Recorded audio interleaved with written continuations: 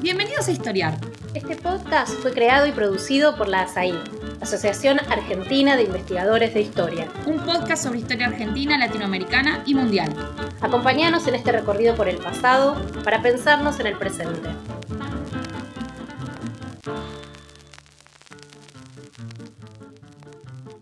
Bienvenidos y bienvenidas a un nuevo episodio de Historiar, el podcast de la Asociación Argentina de Investigadores en Historia. Soy Gabriel Entín y voy a conversar con Noemí Goldman sobre Mariano Moreno.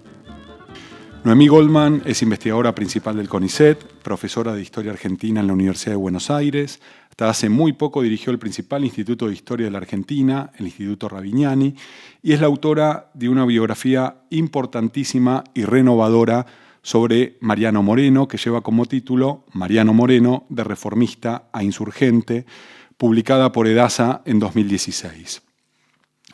Hoy, 25 de mayo, se cumplen 214 años de la Revolución de 1810 en el Río de la Plata.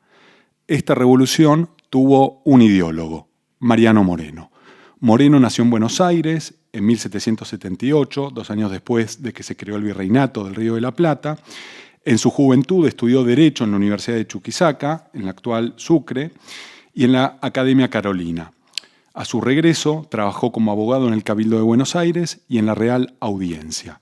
Representó a los hacendados de la capital virreinal, quienes reclamaban la apertura comercial con Inglaterra, y escribió para ello su Representación de los Hacendados, de 1809, uno de los principales documentos económicos y políticos que dan cuenta de la crisis monárquica en el Río de la Plata antes de la Revolución. Fue nombrado secretario de la Primera Junta, organizada el 25 de mayo de 1810, y desde ese lugar funda la Gaceta de Buenos Aires, publica como primer libro de la Revolución el Contrato Social de Rousseau e inaugura la primera biblioteca pública. Moreno representó una versión radical de los hombres de 1810, el grupo de abogados, militares y religiosos que se convertirían en la élite dirigente de la Revolución. En un viaje diplomático a Inglaterra, muere en alta mar en marzo de 1811 a los 32 años. Bienvenida, Noemí, al podcast Historiar. Muchas gracias. Un gran gusto estar hoy con ustedes participando en este podcast. Bueno, quería comenzar, Noemí, preguntándote ¿por qué podemos afirmar que Moreno es el gran pensador, el ideólogo de la Revolución de Mayo? Mariano Moreno fue el secretario de Gobierno y Guerra de la Primera Junta y rápidamente, desde que asumió, se convirtió en el líder de ese proceso iniciado en mayo de 1810, proceso que aún no se llamaba una revolución, sino que eso va a surgir en el curso de esos vertiginosos meses y que ciertamente Moreno, en sus célebres artículos de noviembre y de diciembre de 1810, va a nombrar como una feliz revolución y va a pronunciar la palabra emancipación. Como dije, esto es el proceso que se inicia, es un proceso donde claramente todos sus actores o protagonistas del periodo aspiraban a un gobierno propio, pero sin dejar aún de jurar fidelidad a Fernando VII. Entonces, ¿cómo se ubica acá Moreno y por qué se vuelve en un líder importante, tal vez el más importante de este momento inaugural? Y es porque él va a través de sus discursos y sus acciones e intervenciones, pretende marcarle un rumbo a ese proceso, o sea, hacer de ese proceso una revolución emancipatoria. Y muchas veces pensamos en los revolucionarios como si siempre hubiesen sido revolucionarios. Pero vos que trabajaste los diarios, los manuscritos, la correspondencia de Moreno antes de 1810, ¿Qué podés decir sobre ese material, sobre todo cuando él era estudiante de abogacía? Sí, efectivamente es una pregunta importante porque no podemos afirmar de que Moreno se estaba preparando para ser un revolucionario antes de serlo. En realidad, eso era una alternativa. Lo que vemos en el Moreno estudiante, en esos escritos, en esos apuntes que él tomaba cuando era estudiante, es su interés por los escritores de la Ilustración. Muy particularmente por los escritores franceses, pero también escritores de otras nacionalidades, españoles obviamente también. Es decir, vemos ahí las marcas de su interés por textos filosóficos que hablaban sobre los derechos del hombre, que trataban sobre los nuevos derechos del hombre, sobre el derecho natural y de gentes, sobre la formación de los imperios, sobre el lugar de España en el contexto europeo, y también escritos que tienen que ver con la religión y escritos sobre derechos. Derecho, como dije, el derecho natural, pero también los escritos vinculados con su profesión de abogado, es decir, el derecho llamado en la época derecho patrio, que era el derecho real, el derecho romano, el derecho antiguo español, el derecho, lo que se llamaba el derecho común, y el conocimiento, por supuesto, también de las leyes de Indias, que eran las leyes municipales americanas. Entonces, uno ve en el conjunto de esos escritos y como en las cartas también que él va a intercambiar con sus protectores, un espíritu crítico, abierto, racionalista, una mirada muy aguda sobre los acontecimientos de la monarquía en ese momento, digamos, una permanente defensa de los derechos de las personas a quien él estaba defendiendo, porque él empieza en el Alto Perú, no solo se forma en la Universidad de Chuquisaca, en la Academia Carolina, sino que empieza a ejercer la abogacía y la participación en tertulias con otros americanos que estudiaban, otros estudiantes, en donde también se ve una mirada, digamos, crítica y punzante ante la situación de los criollos y en la, digamos, posición de los criollos dentro de América. Entonces, él tiene una mirada ya reformista y digamos, va a adoptar una actitud, como dije, crítica, pero no revolucionaria. Es decir, no hay un cuestionamiento a la pertenencia del Río de la Plata, del virreinato, a la monarquía. Sí, una mirada crítica. Y en este Moreno ilustrado, reformista del que estás hablando, él ya a principios de la década, ¿no? A principios del siglo, ¿no? Del siglo XIX, él ya tenía un lugar importante en Buenos Aires que pasa a ser capital del virreinato, un puerto, ¿no? El puerto más importante del Imperio Hispánico en el Atlántico Sur. ¿Cómo es que llega también a ser representante de los hacendados y por qué es tan relevante este documento que él escribe en 1809?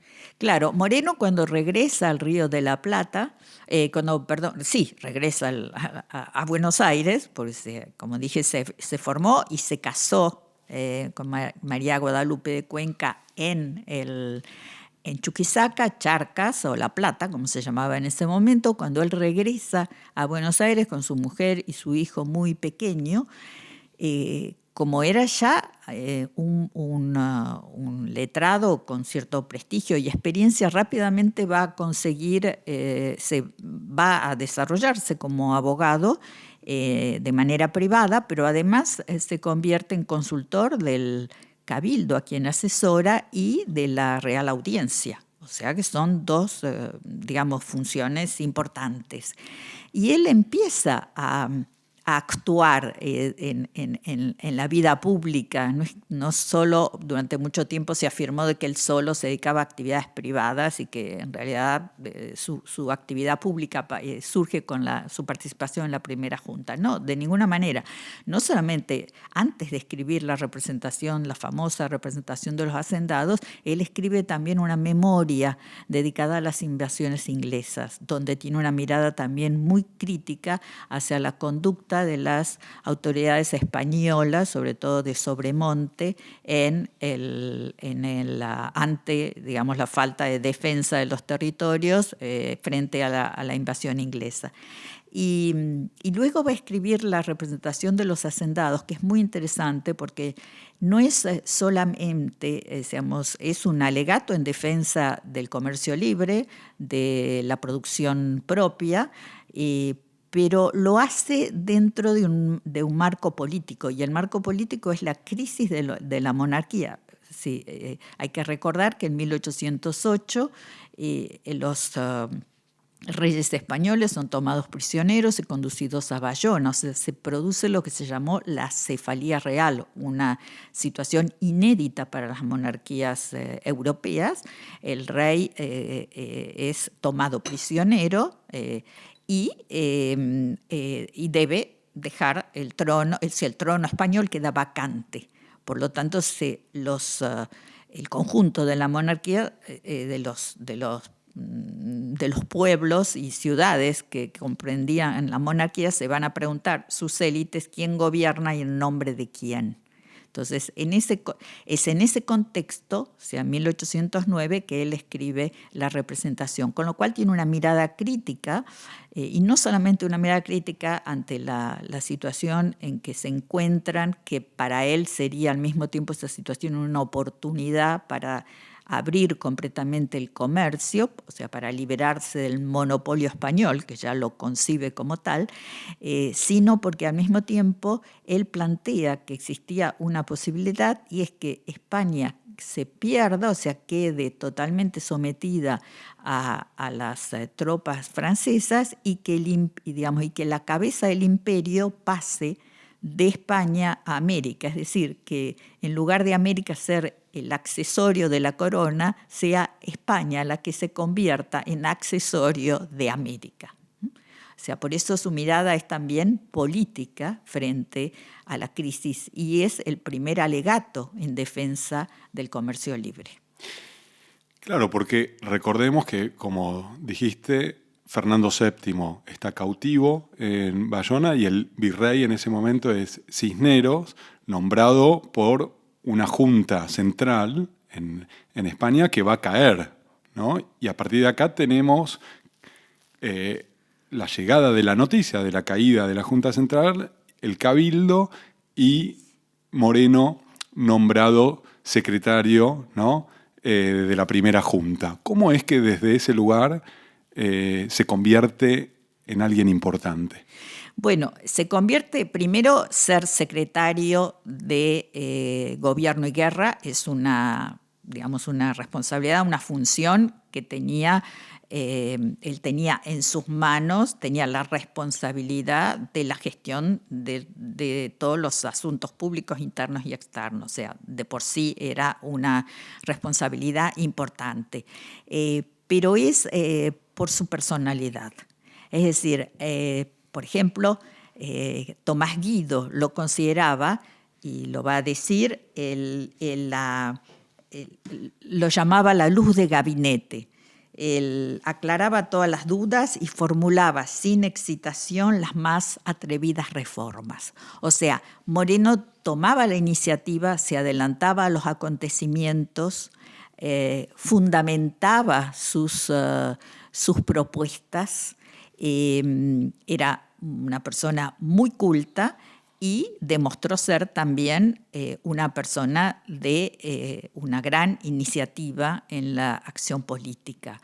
Con lo cual o sea, de alguna manera se toma el lugar de la presidencia y bueno, y es ahí donde empieza el conflicto o lo que podemos llamar la primera grieta, que es la oposición entre Saavedra y Moreno, que Saavedra era el presidente, porque el que va a imponer la línea, el que va a sugerir cómo se debe actuar y qué acciones tomar, va a ser Moreno. Y era muy respetado por sus colegas, como Belgrano, como Castelli, como Paso, justamente por su formación, por la solidez de su formación, por su manera de argumentar. Era un gran retórico, y al mismo tiempo porque mostraba con claridad cuáles eran las líneas. Y acá hay algo importante para decir o para tener en cuenta, y es que los escritos de Moreno en la Gaceta de Buenos Aires muestran bien las distintas, la complejidad y la incertidumbre del momento y las distintas alternativas posibles. Es decir, cuando decimos que él tenía o que él quería marcar una línea de acción, no era una línea de acción sin contemplar las posibilidades y sin tener en cuenta otras opiniones, sino que dentro del contexto general que él mismo exponía y de las distintas posibles salidas digamos, las posibles alternativas que había, bueno, él mostraba cuál consideraba la mejor posibilidad, pero siempre tomando en cuenta y consciente de que había distintos intereses, distintas fuerzas, y que era un proceso muy complejo. Hay algo fabuloso de lo que planteás, que es este escenario incierto y al mismo tiempo un gobierno que se instituye, la primera junta, en nombre del rey, en nombre de las leyes de la monarquía, en nombre de la religión, y un gobierno revolucionario. Entonces Moreno ahí podemos pensarlo también a partir de esto que mencionás, de su extraordinaria personalidad, como quien le comienza a poner nombre a la revolución, ¿no? Así es decir, porque eso que luego llamamos la revolución surge con afirma el principio desde el comienzo, desde el Cabildo de mayo, del 22 de mayo, el comienzo, el principio según el cual el fundamento de la autoridad es el pueblo. Pero al mismo tiempo se mantiene la fidelidad a Fernando VII, no cuestiona, la Junta se crea en representación de Fernando VII. Entonces es una ambigüedad que va a atravesar este momento y del cual Moreno, forma parte y también de alguna manera apoya esta ambigüedad, porque no estaban dadas las condiciones para una declaración de la independencia en ese momento. No estaban dadas porque no estaban los protagonistas del periodo, no estaban en ese momento convencidos de que esa fuese la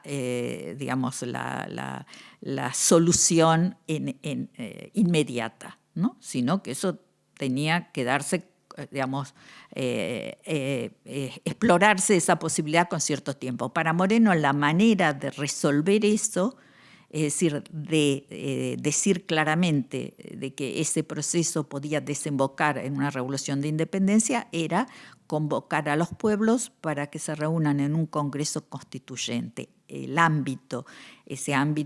congreso se iba a constituir en el ámbito legítimo de representación de la voluntad general, de la soberanía del pueblo, a partir del cual se podía entonces decidir si eso iba a ser un proceso emancipatorio y crear la forma de gobierno conveniente, es decir, afirmar, porque la Junta fue considerada un gobierno provisional. hasta tanto se reúna un Congreso que decidiera la forma de gobierno legítima, elegida por la voluntad del conjunto de los pueblos que integraban el virreinato. Quiero que volvamos después sobre este tema que está relacionado a lo que mencionabas antes como la primera grieta argentina, ¿no? La disputa con Saavedra a partir de las distintas formas de ver el gobierno. Pero hay algo también antes que me llama mucho la atención, que él, para comunicar todo esto, crea un periódico, que es el que mencionaste, ¿no? La Gaceta de Buenos Aires, a lo que se suma también los bandos del gobierno publicados por este periódico. ¿Cuál es la importancia de esta empresa editorial, ¿no? de un periódico oficial, como es la Gaceta de Buenos Aires, casi instituido al mismo tiempo que la Junta, ¿no? Así es, la Gaceta es el primer periódico político, porque había periódicos en el Río de la Plata, pero estos periódicos previos eran periódicos donde había noticias reformistas, económicas, pero no había posibilidad para el debate y la discusión política. Para Moreno, la Gaceta tenía que cumplir una doble función: ilustrar a los pueblos, o sea, tenía una función pedagógica, pero al mismo tiempo dar a conocer a los pueblos las medidas tomadas por la Junta, los bandos de la Junta, y que el pueblo pueda tomar conocimiento y al mismo tiempo controlar los actos de la Junta. Es decir, dicho en otras palabras, crear una opinión pública, estimular una opinión pública y que esa opinión pública pueda convertirse en un contralor de las acciones del gobierno. Entonces, este es el objetivo fundamental. Si uno recorre la Gaceta de ese primer año, en la Gaceta hay muchos escritos de Mariano Moreno como secretario de Gobierno y Guerra, donde se van explicando las distintas acciones y se fundamentan esas acciones. Es decir, están los fundamentos políticos de todas las acciones que se toman y la información sobre todas las nuevas medidas tomadas por la Junta. Entonces, si uno quiere acceder al pensamiento político de Moreno, es una buena manera de leer los artículos, ¿no?, publicados en la Gaceta de Buenos Aires. Absolutamente, es una fuente privilegiada. Ahí están sus escritos más agudos y los escritos que él quiso dar a conocer. O sea, si uno quiere leer, conocer el pensamiento de Mariano Moreno, están allí en la Gaceta. Y también sus principios, ¿no? Los principios que van a ser también de la revolución, que van a guiar su acción, que están trabajados, gran parte de ellos, en 2 libros que vos editaste sobre los conceptos políticos de la revolución en el Río de la Plata. Lenguaje y Revolución y Lenguajes Políticos, los 2 libros publicados por Prometeo. ¿Podrías explicar brevemente cuáles son estos principios políticos que guían la acción de Moreno? Sí, esos principios, hay una dupla que es fundamental y es que no hay libertad sin igualdad. Entonces, esos 2 principios van en Moreno siempre juntos. ¿A qué se refiere con igualdad? Al respeto a la recuperación de los derechos de los pueblos y los derechos individuales. Y estos principios van unidos a otros principios. El bien público, sobre el cual Moreno insiste, que debía guiar la acción de los funcionarios.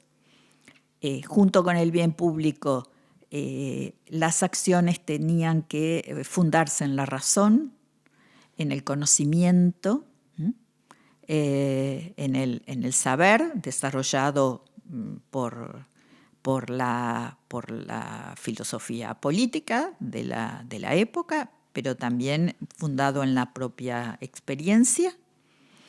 Y junto con eso, un principio fundamental que guiaba su acción y era el de la soberanía del pueblo. Y también él va a desarrollar los primeros fundamentos del pensamiento constitucional, o sea, división de poderes, derechos y obligaciones del hombre. Hay una idea bastante republicana en Moreno, ¿no? De la comunidad. Por lo que estás diciendo, el individuo nunca es un ser aislado y al mismo tiempo pertenece a una comunidad que, en el caso que estamos hablando, aparte hay que crearla porque no está dada. Claramente su pensamiento es republicano desde los primeros escritos. Esto aparece en los escritos cuando él trata la materia, cuando él fundamenta por qué es necesario un Congreso Constituyente. Él da a conocer sus primeras ideas constitucionales y allí claramente él va a sostener el principio de la soberanía del pueblo y hace una crítica explícita al gobierno monárquico, a la forma monárquica y a las leyes de Indias. Él dice, estas leyes fueron creadas no para la defensa de los derechos del hombre, sino para esclavos. Entonces, él se inclina por las formas republicanas como futura posible forma de gobierno en el Río de la Plata. Vamos a una pausa y volvemos en un momento para continuar con el podcast de Historiar sobre Mariano Moreno.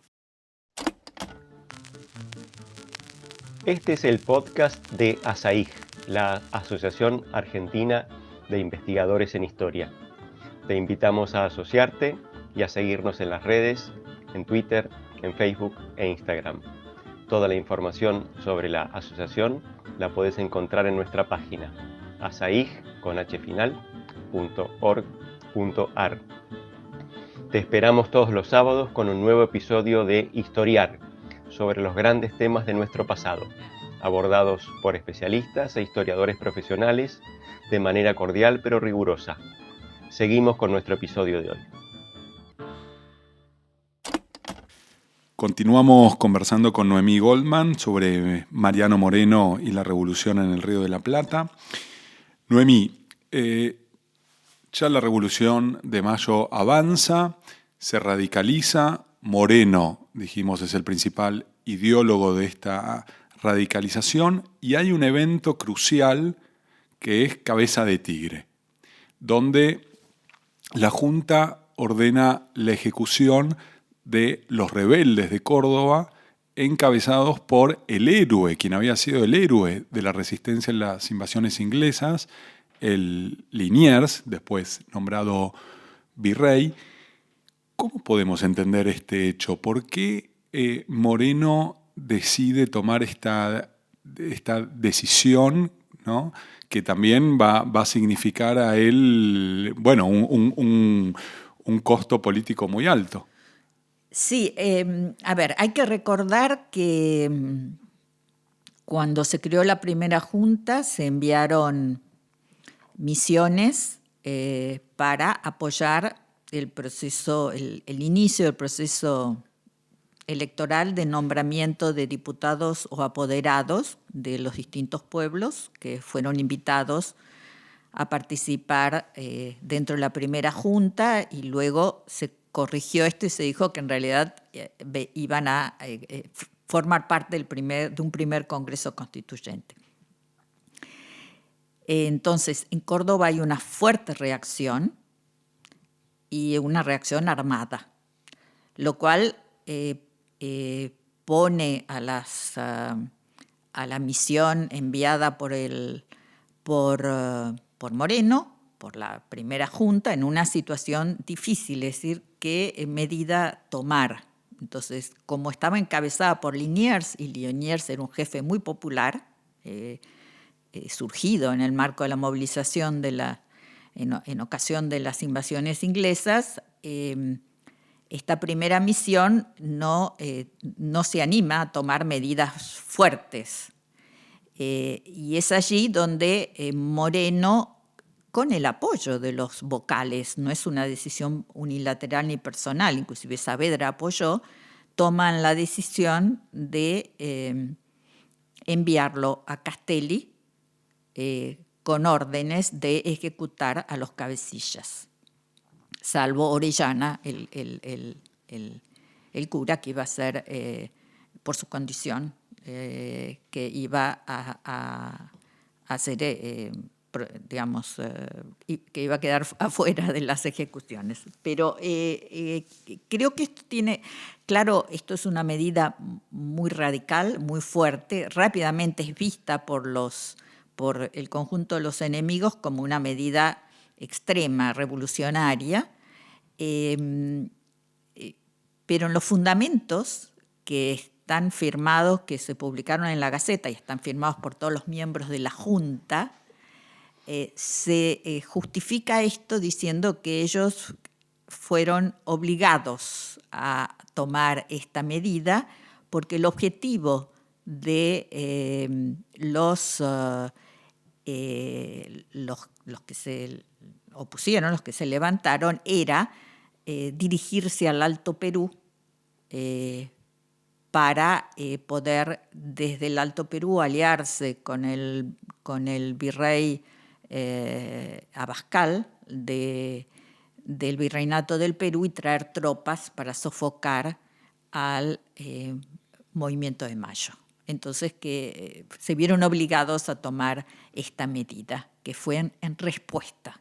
Digamos, esa fue claro que esto también marca claramente, no sabemos exactamente las discusiones internas, es decir, si Saavedra apoyó desde el principio o primero se negó y luego apoyó, pero digamos, fue una medida ciertamente difícil de tomar por quién era Liniers, quién había significado, digamos, el rol que había cumplido durante las invasiones inglesas. Y porque además ahí estaba en juego la autoridad de la Junta, ¿no?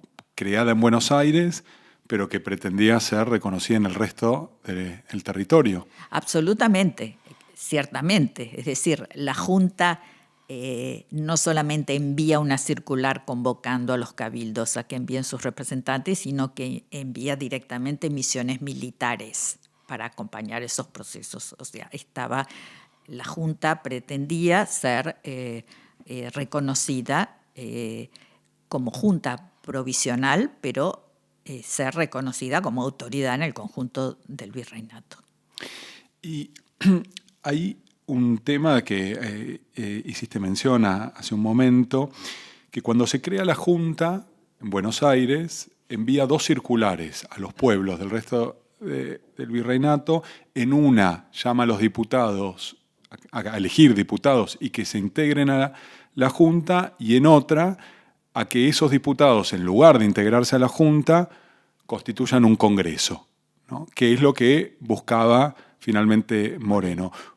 ¿Podrías desarrollar este punto? Porque acá lo que tenemos también es como parecería una cierta confusión entre la naturaleza del poder ejecutivo, la naturaleza del poder legislativo, que se va a terminar traduciendo en una disputa entre Moreno, secretario de la Junta, y Saavedra, su presidente, ¿no? Sí, se convierte en una disputa mayor que lleva al alejamiento de Moreno, a la renuncia de Moreno a la Junta, efectivamente. Y es que ellos lo justifican diciendo que fue parte de la inexperiencia, porque cuando crearon la Junta estaban tomando el modelo de alguna manera, no de alguna manera, en gran parte el modelo de la creación de juntas en España y de la Junta Central. La Junta Central, la de Sevilla, primero se crea en Sevilla y luego convocan a elecciones a los pueblos del conjunto de la monarquía para que envíen representantes. Entonces, en parte lo hicieron tomando este modelo, pero al mismo tiempo, parte de los vocales, Moreno en particular, piensa de que eso no sería lo más adecuado porque seguiría siendo bajo ese modelo una junta provisional y que para ir hacia una solución que pueda dar otro cauce a ese movimiento y convertirlo en un movimiento emancipatorio, lo que correspondería era más bien de que esos diputados integren un congreso, sean representantes de los pueblos para integrar un Congreso Constituyente que pueda decidir sobre la futura suerte y no pasar a formar parte de la Junta. Creando una constitución, ¿no? Claro, creando una constitución, decidiendo la forma de gobierno, discutiendo la cuestión de la emancipación y creando una constitución que sirva de base para crear una nueva asociación política, ya separada de España. Entonces, por eso los diputados llegan, y cuando llegan se plantea justamente esta cuestión, y es: si se van a integrar a la Junta, se posterga el Congreso. Si no se integran a la Junta, se constituye el Congreso. Y es ahí donde las fricciones entre Moreno y Saavedra, que venían de antes y que tenían que ver con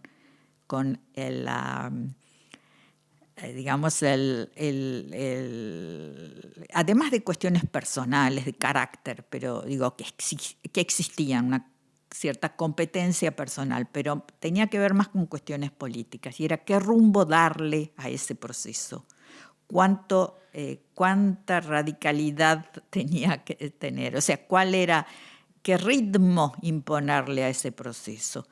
Entonces, es ahí donde Saavedra ve la oportunidad de integrar a los diputados del interior que venían con unos mandatos precisos.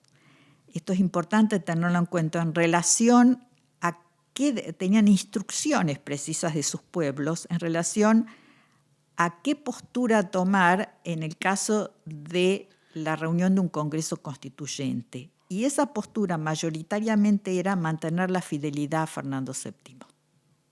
Bien. Y no separarse de España.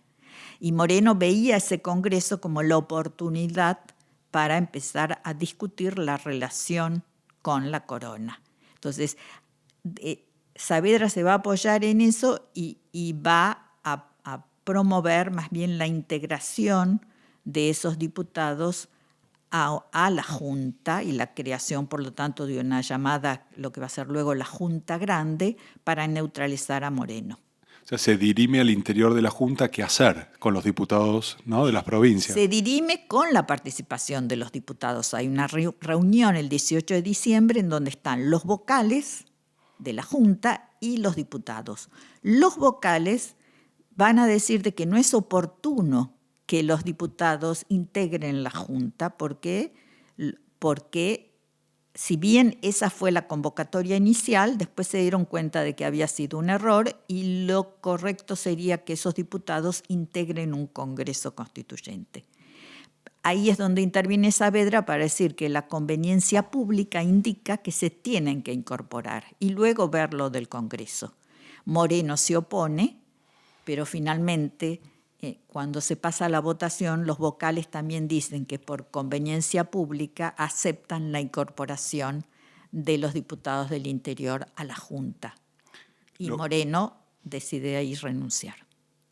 Y ahí esto marca el fin de la primera Junta y, como decías, el comienzo de la Junta Grande. Efectivamente.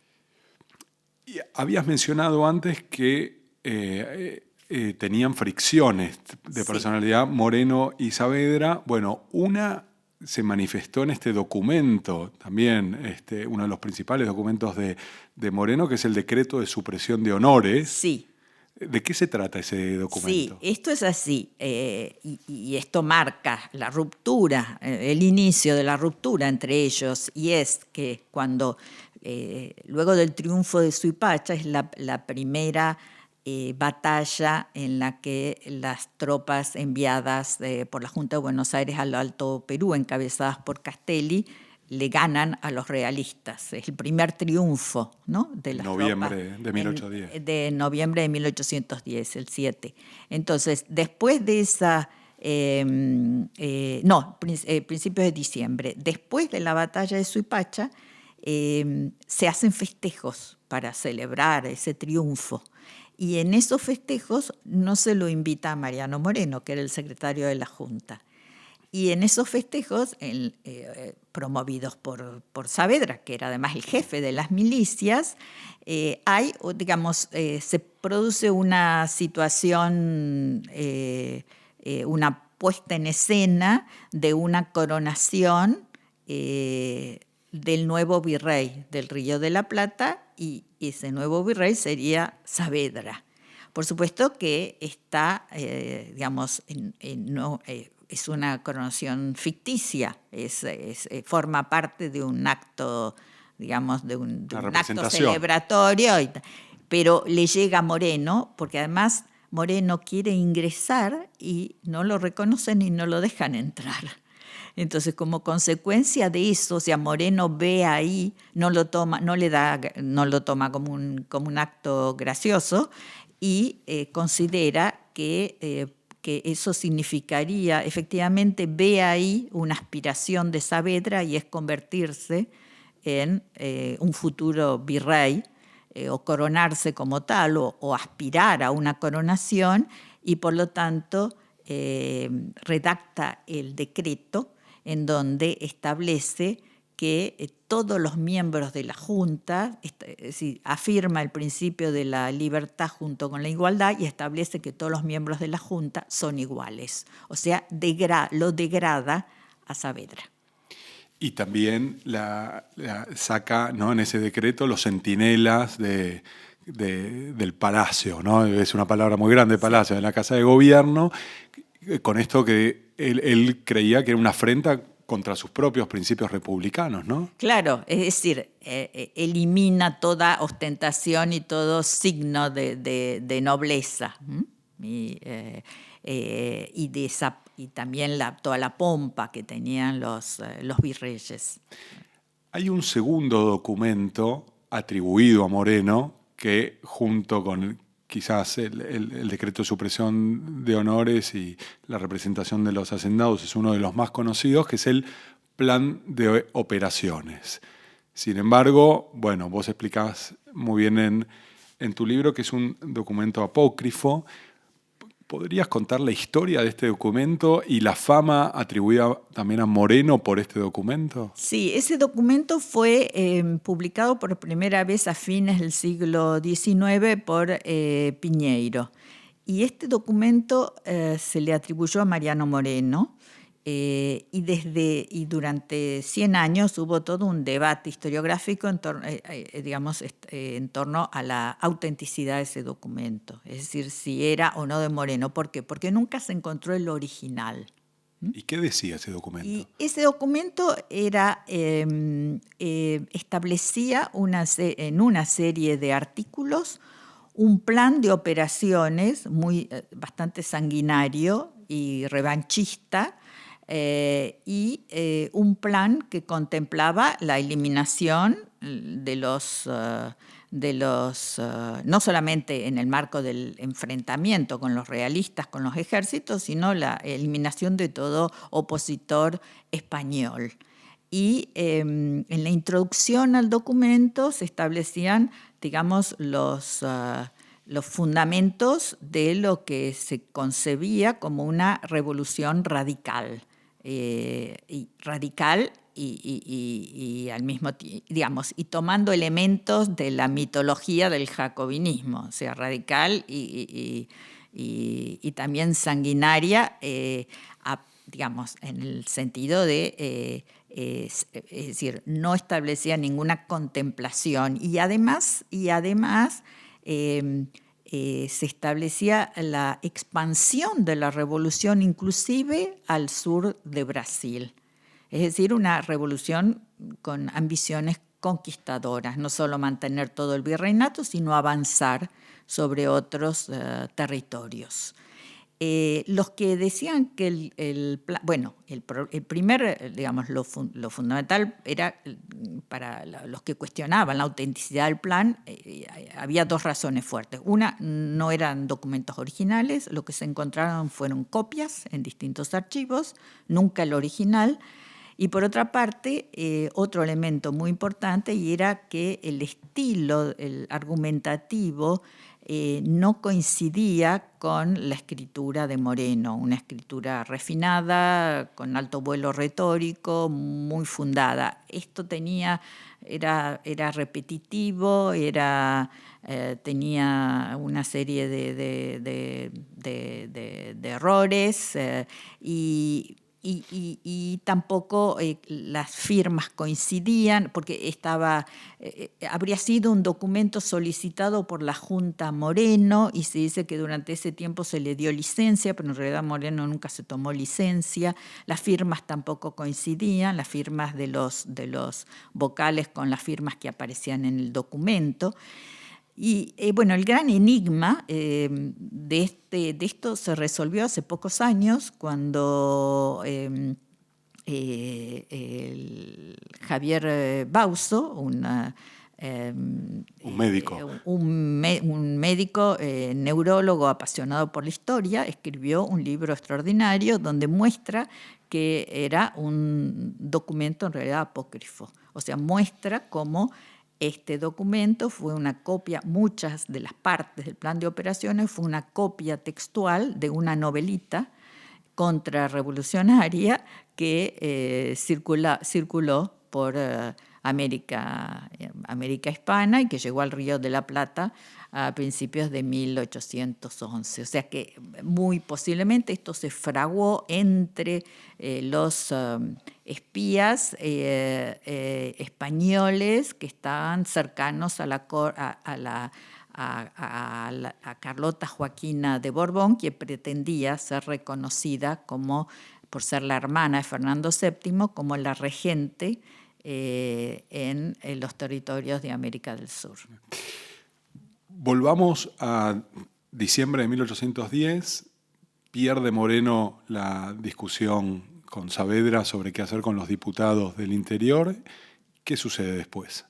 Bueno, Moreno renuncia sorpresivamente porque él se siente que va a quedar en minoría, efectivamente, pero no le piden la renuncia. Él decide renunciar y acepta ir en misión diplomática a Londres con un doble objetivo, para poder conseguir armas, para sostener el movimiento y por otra parte para conseguir la neutralidad de Inglaterra, porque en ese momento Inglaterra se había convertido en aliada de España. De enemiga se convierte en aliada después de la invasión napoleónica. Entonces quieren conseguir de que Inglaterra no apoye a España en sus pretensiones de recuperar el Río de la Plata y se mantenga en una postura neutral.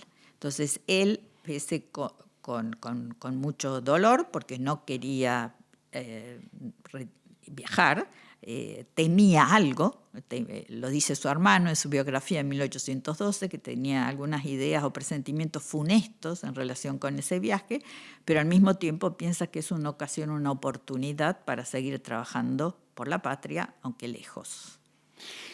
Y este temor en parte era porque también Moreno era una persona muy frágil de salud, ¿no? Sí, porque en realidad le afectó mucho, también esto cuenta su hermano, y otros de compañeros de él, estaba muy afectado por los últimos sucesos, es decir, por su situación ya muy comprometida dentro de la Junta. Se sentía debilitado físicamente y no se sentía en condiciones de viajar. Por supuesto, los viajes en alta mar en esa época eran viajes de mucho riesgo, y se sentía muy frágil frente a la posibilidad de viajar muchas horas, y también porque él cuando era joven tuvo una serie se descompensó cuando viajó por primera vez al Alto Perú para realizar sus estudios, y entonces no lo sabemos con precisión porque en ese momento todavía no se digamos, no se conocía, no había estudios tampoco médicos muy afinados, pero aparentemente, es decir, tendría una deficiencia cardíaca que se manifestó durante el viaje. Y muere en este viaje hacia Inglaterra. Él muere, efectivamente. Él tiene lo que se llamaba en la época el mal de mar, o sea, se descompone, se siente mal y le dan una medicación. Esta medicación era frecuente, se daba frecuentemente en esas circunstancias, pero parecería que el capitán del barco le dio una dosis muy alta. Y esa dosis no lo llevó porque, bueno, otras de los mitos tienen que ver con las circunstancias de su muerte. Si fue un asesinato, ¿no? Claro, pero es decir, en realidad, sus partidarios lo vivieron casi como un asesinato, pero en realidad él no muere inmediatamente, porque consideran de que fue envenenado, pero él no muere, él agoniza varios días. No muere de manera inmediata. Entonces, bueno, esa agonía de 3 días termina en su muerte, con lo cual queda allí la pregunta de por qué el capitán le dio una sobredosis, o si la dosis que le dio y que se solía dar para su estado físico fue una dosis fatal, es decir, que él no pudo, o sea, que lo llevó a la muerte, posiblemente porque él ya estaba en una condición de física de debilidad, ¿no? Y ahí muere frente a las costas del Brasil y arrojan el féretro envuelto en una bandera inglesa. Así es, y eso no había otra, es decir, no podían conservarlo al féretro, al cuerpo no lo podían conservar y lo arrojan. Y claro, le ponen una bandera inglesa porque el barco era inglés. Y entonces eso también luego alimentó el mito de que fue asesinado y que al mismo tiempo se convirtió en un desaparecido, pero no, es decir, todos los cuerpos en esa época eran arrojados al mar. No había otra manera en ese momento de conservarlo. Termina la vida de Moreno y empieza el mito. ¿Cómo, para terminar este episodio, cómo podemos pensar este mito y el lugar de Moreno en la historia argentina? El mito comienza justamente porque con su muerte, la muerte se asocia a una revolución inconclusa. Para sus partidarios, Moreno representó eso, o sea, un ideal revolucionario que fracasa. Y entonces empieza el mito que hubiese sido si Moreno seguía el rumbo, tal vez iba a ser diferente. Bueno, eso no lo sabemos, podemos hipotetizar, pero no lo podemos afirmar. Sí es cierto que Moreno se va como fruto, como producto de este mito, se va a convertir en el símbolo de la Revolución de Mayo. E inclusive va a aparecer como su nombre, digamos, asociado a una revolución que se gestó como revolución antes de Mayo. Hoy sabemos que no es así. Es decir, la revolución fue el resultado, no fue el comienzo. No fue el comienzo en el sentido de que de que Moreno no representaba a un grupo definido y claro de ideas con un proyecto común. Fue una de las alternativas. Luego hay sí una confluencia de voluntades generales que llevan a la independencia, pero fue un camino largo. La independencia no se declaró en 1810, sino en 1816.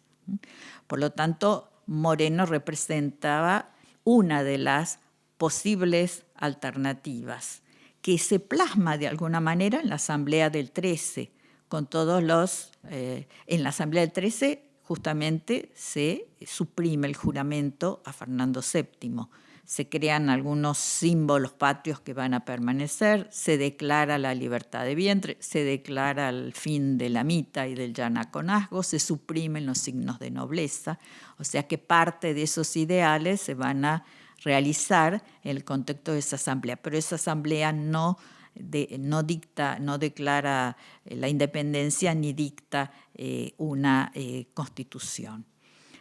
Por lo tanto, ese camino, o sea, Moreno inicia un camino que va a tener muchos altibajos y que, digamos, cuya aspiración máxima, que era la de declarar la independencia, declarar la emancipación, se va a realizar unos años más tarde. Pero por eso, digamos, Moreno representa, creo, una serie de valores nuevos que surgen con ese movimiento, representa ese deseo, es el primero que afirma el principio de la soberanía del pueblo, que lo fundamenta, y en ese sentido lo podemos seguir considerando como, digamos, el personaje más destacado de un momento inaugural, pero un momento inaugural que se fue construyendo con muchos altibajos, con muchas incertidumbres y vuelvo a insistir, o sea, él mismo fue consciente de la complejidad de ese momento y de las distintas alternativas y posibilidades que se abrían. Por lo tanto, cabe ubicarlo en ese contexto complejo e incierto y no como quien representa un objetivo predestinado, efectivamente. Ni él mismo sabía que iba a estar destinado